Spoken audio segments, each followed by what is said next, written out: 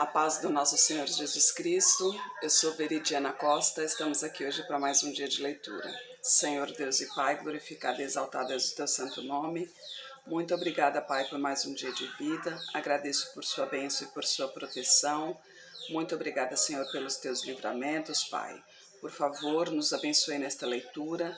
Que cada palavra sua, Senhor, seja ensinamento em nossas mentes e em nossos corações. Nos inspire e nos direcione sempre a Ti, em nome de Jesus. Estamos lendo a primeira epístola de Paulo aos Coríntios, né? Lembrando que Paulo aqui ele está falando mais em relação às questões entre os irmãos. Está tendo muita contenda na igreja no povo dos Coríntios, né? Está tendo muita... Coríntios, aliás, está tendo muita dissensão entre eles, pois uns querem seguir a Paulo, outros querem seguir a Apolo, e Paulo está deixando claro que, na realidade, devemos seguir a Jesus Cristo e não aos apóstolos, né? Os apóstolos estão ali apenas para testificar o nome de Jesus Cristo, mas o topo ali, quem deve ser seguido, quem deve ser adorado é apenas Jesus Cristo, né, e não os apóstolos. E ele fala também sobre as leis, né? Ele está explicando também sobre as leis para a igreja de Coríntios. Hoje a gente vai ver o capítulo 7, que fala as questões sobre o matrimônio. Ora, quanto às coisas que me escrevestes, bom seria que o homem não tocasse em mulher, mas por causa da fornicação, cada um tenha a sua própria mulher e cada uma tenha o seu próprio marido. O marido pague à mulher a devida benevolência e da mesma sorte a mulher ao marido. A mulher não tem poder sobre o próprio corpo, mas tem-no o marido. E também, da mesma maneira, o marido não tem poder sobre o próprio corpo, mas tem-no a mulher. Mas vos priveis um ao outro, não vos priveis um ao outro, senão por consentimento mútuo por algum tempo, para vos aplicardes ao jejum e à oração. Depois ajuntai-vos outra vez, para que Satanás não vos tente pela vossa incontinência. Digo, porém, isto como que por permissão e não por mandamento, porque quereria que todos os homens fossem como eu mesmo, mas cada um tem de Deus o seu próprio dom, um de uma maneira e outro de outra. Digo, porém, aos solteiros e às viúvas que lhes é bom se ficarem como eu, mas se não podem conter-se, casem-se, porque é melhor casar do que abrasar-se. Todavia, aos casados mando, não eu, mas o Senhor, que a mulher não se aparte do marido. Se, porém, se apartar, que fique sem casar, ou que se reconcilie com o marido, e que o marido não deixe a mulher. Mas aos outros digo eu, não, Senhor. Se algum irmão tem uma mulher descrente e ela consente em habitar com ele, não a deixe. Se alguma mulher tem marido descrente e ele consente em habitar com ela, não o deixe, porque o marido descrente é santificado pela mulher e a mulher descrente é santificado pelo marido. De outra sorte, os vossos filhos seriam imundos, mas agora são santos. Mas se o descrente se apartar, aparte-se, porque neste caso o irmão ou a irmã não está sujeito à servidão, mas Deus chamou-nos para a paz. Né?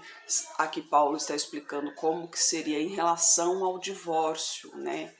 Porque muita gente, inclusive, fala em relação a divórcio. Realmente Deus não consente com o divórcio.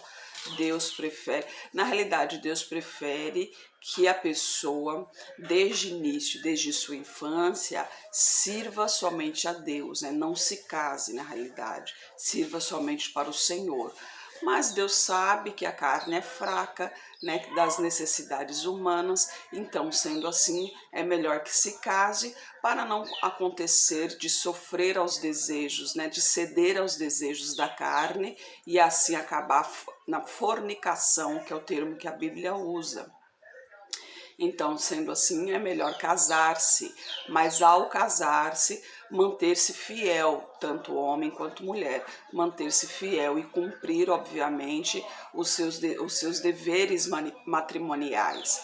E o velho ditado que um não quer, dois não brigam, né? Não é porque há os desejos carnais que tem que estar 100% o tempo todo disponíveis. Também há aquele momento em que um não está muito bem, não está se sentindo bem e não tem como namorar aquela noite. Então, obviamente, vamos conversar, falando, não estou bem disposto, vamos deixar para amanhã. Haver uma conversa, um diálogo entre os dois, né? Aqui, lembre-se, aqui é Deus nos ensinando, não é o homem, é Deus nos ensinando isso. E Ele está ensinando o quê? Em caso de separação, né, que Deus, que no início aqui da Bíblia ele fala sobre isso, né, que é onde tem as leis, em Êxodo tem os mandamentos e logo em seguida tem as leis, ele fala sobre o matrimônio, que em caso de divórcio, ele somente aceita o divórcio em caso de traição. E mesmo assim, ele prefere que haja perdão e que se reconciliem. Mas se não quiser se reconciliar, tudo bem. Mas então que se mantenha o divórcio. Só que em caso de divórcio, não pode haver casamento, outro casamento. Então, no caso, o casal se divorciou, então mantém-se divorciado e sozinhos, né? Que não haja mais casamento entre as pessoas. E por um acaso, você que está chegando agora no Evangelho, resolveu entregar a sua vida a Deus, mas o seu cônjuge, ou a sua esposa, ou o seu esposo, ele não se entregou ao Senhor. Não é por isso que você vai se separar, muito pelo contrário, você continuará o seu casamento, entregará a sua vida a Deus e sempre, cada vez mais, você pedirá a Deus para que Deus toque no coração do seu cônjuge, para que ele também veja o caminho da verdade e possa também seguir o mesmo caminho seu, né? Não se deve se separar simplesmente porque o seu cônjuge não segue ao Senhor. Você irá orar por ele, o seu coração irá santificar. Aqui diz a palavra do Senhor, né? Mas se porque o marido descrente ele é santificado pela mulher e a mulher descrente é santificada pelo marido. Então ali Deus ele abençoa a casa, ele abençoa o lar de seus filhos, independente se lá dentro tem um descrente ou não. Agora, se caso o cônjuge resolver separar-se, aí é outra história, aí você já não pode fazer nada, você tem que entregar nas mãos do Senhor, mas você não pode interferir no desejo do seu cônjuge. Se ele quiser se separar, que ele separe, e daí então você está livre para que o Senhor lhe envie um servo dele para que assim você forme sua família, né? E aqui é Deus que está nos ensinando e a gente deve sempre andar nos mandamentos do Senhor. Muitas vezes a gente acaba falhando um pouquinho, a gente não presta muita atenção nesses pequenos detalhes e futuramente a gente acaba sofrendo um pouco com isso. Porque se você faz algo fora disso, lembre-se que depois a conta vem, né? A conta vem. Então, quando acontecer algo, pense muito bem antes de tomar qualquer atitude. A primeira coisa que se deve fazer é conversar com Deus. O casamento é fácil? Não, a convivência entre duas pessoas não são fáceis, porque as duas pessoas são diferentes, cada um tem uma opinião, cada um tem um jeito de ser, mas nada que um diálogo não resolva. Então, sente-se, converse, os dois em comum acordo, conversando, os dois entram em comum acordo e assim vão vivendo a vida. O casamento longínquo, né, um casamento duradouro, ele é duradouro exatamente por isso, pela conversa, porque cada um vai, de vez em quando, cede a sua parte, né? Não tem como também ser 100% a sua opinião, 100% o seu jeito.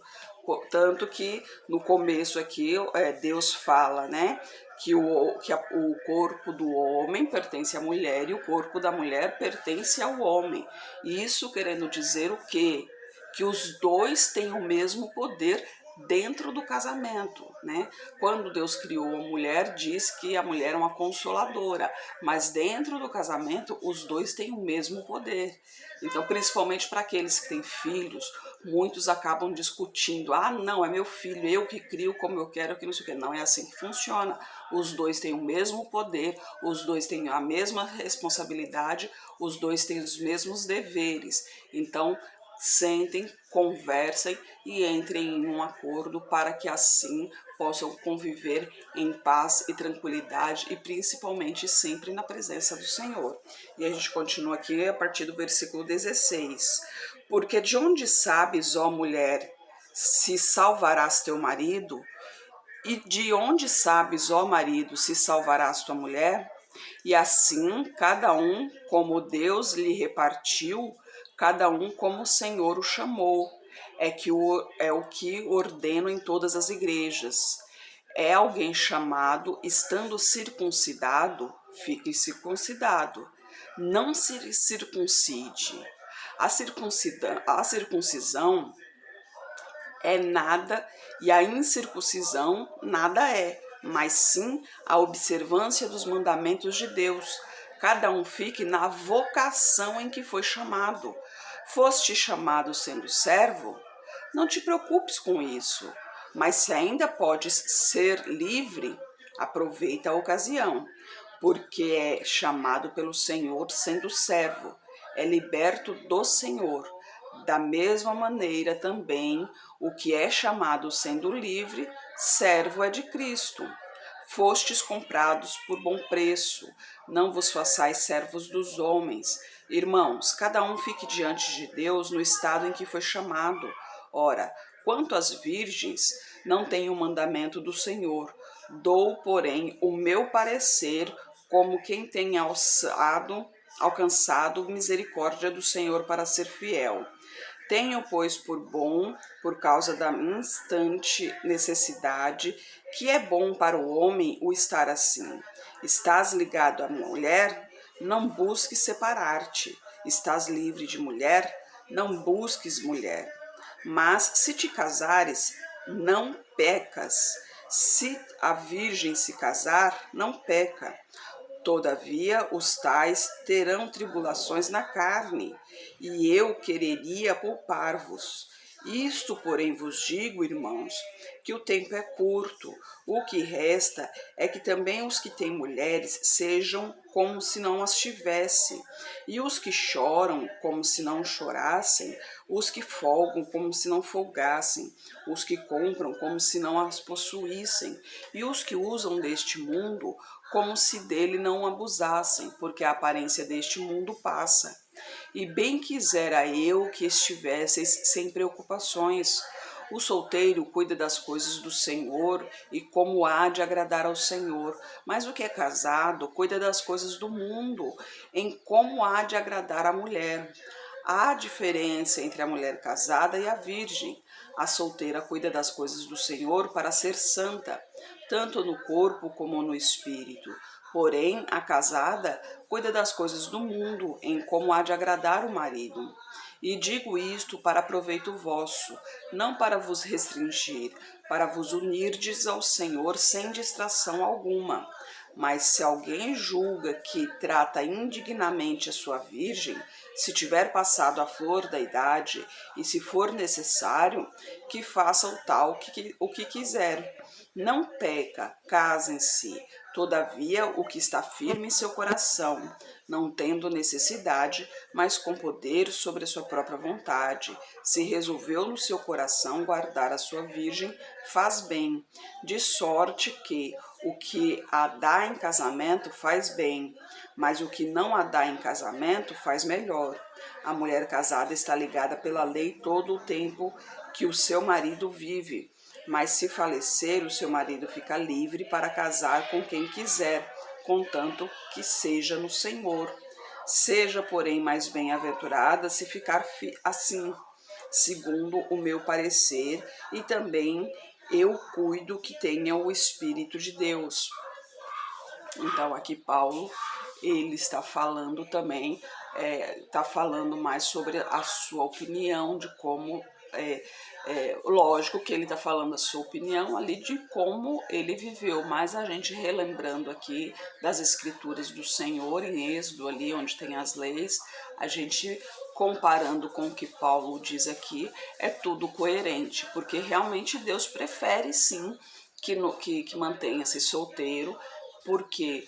Porque o solteiro, ele não tem as preocupações do dia a dia, né? Entre aspas, né? Mas o solteiro, ele não tem preocupações com família, por exemplo, então ele vai se entregar mais ao Senhor. Já o casado, não, ele tem preocupação com o cônjuge, tem preocupação com os filhos, então aí já não é 100% do Senhor, mas devido à necessidade fisiológica do ser humano, então Deus acha que é melhor casar-se. A questão é, não se case porque alguém esteja lhe dizendo para casar-se, não fique solteiro porque alguém esteja lhe dizendo para ficar solteiro. Faça o que diga o seu coração, mas antes busque a Deus para que Ele lhe esclareça o que é melhor para você, né? Deus te abençoa, tanto você preferindo se casar ou preferindo manter-se solteiro. Deus não vai fazer diferença em sua vida a isso. O que importa para Deus é que você siga-o em verdade e em espírito. É isso que interessa a Deus. Desde que você esteja em verdade e em espírito a Ele, não importa se você é casado ou não. O que importa é que você esteja no Senhor. É claro que se você realmente convive com uma pessoa, porque a palavra de Deus nos diz que você deve seguir a lei dos homens. Então, se você convive numa pessoa, você tem que regularizar a sua situação em relação à convivência matrimonial, né? Ou união estável ou casamento, que a união estável também é reconhecida pela lei. Então a questão é essa, mas se não fizer isso, quer dizer que você vive em fornicação, né? Que não está legalizada. Mas Deus não te obriga a casar-se, Deus não te obriga a ser solteiro. Deus simplesmente deseja que você siga ao Senhor em verdade e em espírito, que você seja fiel ao Senhor, que você conheça a palavra do Senhor, que é o principal, porque você conhecendo a palavra do Senhor não correrá riscos de erros, e principalmente agora que está chegando os finais dos tempos, então nós temos muito que conhecer a palavra do Senhor, porque o anticristo virá, e quando o anticristo vier, aqueles que não conhecerem verdadeiramente a palavra do Senhor, esses serão enganados, e no dia do julgamento, esses não serão salvos, pelo contrário, né? Esses irão para o sofrimento eterno, e é o que Deus não quer para seus filhos, né? Deus quer que sejamos todos salvos e participemos do reino de Deus, né? Que todos no dia do julgamento que seremos salvos e vamos para o mundo que Ele preparou para nós desde o início. Então a preocupação maior é, como a palavra de Deus diz, buscai primeiro o reino de Deus e a sua justiça, e o mais lhe será acrescentado. Agora, se você, principalmente mulher, normalmente tem aquela história, né, que desde criança sonha em casar, ter filhos, porque a mulher realmente, ela desde o início, ela foi ensinada a isso, né, a constituir família. Aí ele chega numa certa idade, não casou ainda, aí fica, eu vou ficar para ser titia, não se afobe, não se preocupe com isso, né? Não se desespere com essa situação. Entregue ao Senhor. Lembra-se que Sara, né, no desespero, porque não dava filhos para seu marido, né, para Eucana, mas eu não me lembro o nome da outra esposa, que naquele tempo podia fazer isso, né? Ela sempre dava filhos. Quando era de ano em ano que tinha a festa, né, no tabernáculo, eles iam à festa do tabernáculo e a outra esposa sempre engravidava e Ana não engravidava e ficava triste com isso.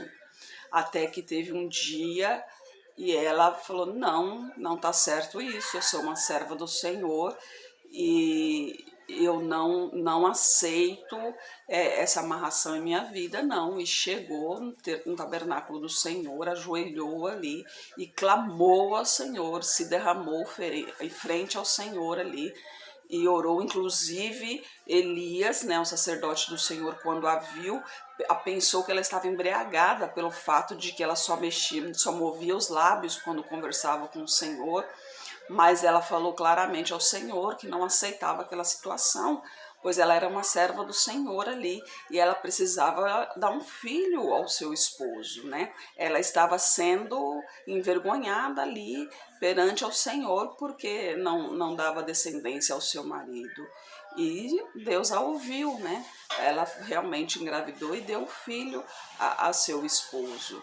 E é assim que devemos ser. Tudo é no tempo de Deus, mas a gente tem que fazer a nossa parte.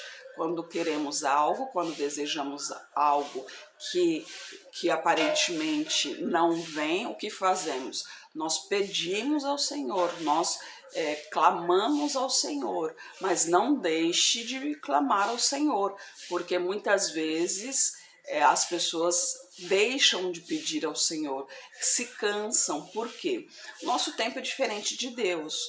Tudo acontece de acordo ao tempo de Deus. O anjo está vindo com sua bênção, mas o demônio manda os espíritos dele para impedir que o anjo traga a sua bênção. Então ele está ali lutando e você continua orando, clamando ao Senhor, e o anjo continua lutando com o demônio para trazer a sua bênção. Se você parar de clamar ao Senhor, o anjo para a luta e volta para trás, e você fica sem sua bênção. Então se mantenha firme, pedindo, clamando a tua bênção para que ele vença aquele demônio e possa chegar a você trazendo a sua bênção. Nunca deixe de clamar ao Senhor e principalmente nunca deixe de agradecer. Quando pedir algo ao Senhor, já peça agradecendo como já tivesse recebido, porque Deus é assim. Jesus Cristo disse: aquele que pedir em meu nome, terei, né? Então, peça sempre em nome de Jesus Cristo, pois tenha certeza que quem anda no Senhor sempre vencerá. Senhor Deus e Pai, glorificado e exaltado és o teu santo nome. Muito obrigada, Pai, por tuas palavras, por tuas mensagens, Senhor.